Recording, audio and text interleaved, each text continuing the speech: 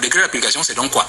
L'un des décrets d'application, c'est que avant même qu'on ne vous confie une fonction de l'État, vous devez passer devant le juge, dire que j'ai un terrain, j'ai une maison, j'ai 2 voitures, j'ai ceci. Et quand vous sortez de ce poste-là, quand Paul Biya n'a plus besoin de vous, vous repassez encore devant le juge pour dire, bon, je vous avais dit que j'avais ceci, ceci et ceci. En sortant, j'ai aussi ceci et ceci. On fait donc une comparaison pour savoir est-ce que ça a été un enrichissement sans cause ou un enrichissement illicite.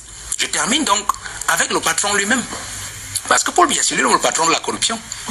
Parce que pour corrompre un peuple, il ne faut pas seulement encourager ceux qui volent. Parce qu'encourager ceux qui volent, on peut le faire de plusieurs façons. On peut encourager ceux qui volent en les envoyant voler.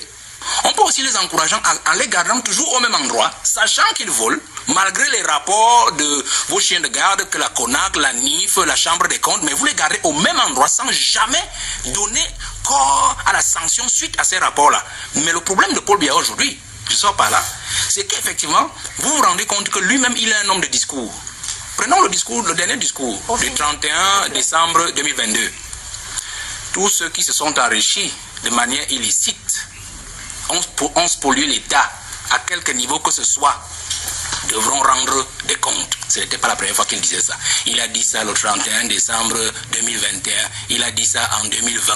Il a dit ça en 2017. Il a dit en 2014. En 2012. J'ai fait l'exégèse de tous ces discours-là. 2011. Donc, imaginez-vous donc, madame, et je suis sorti, que si le chef donc ne montre pas la volonté qu'il veut vraiment combattre ce fléau-là, il faut se poser des questions sur les attitudes, sur les comportements des autres qui sont ses collaborateurs et qui ne font que ce qu'il voit le chef lui-même faire.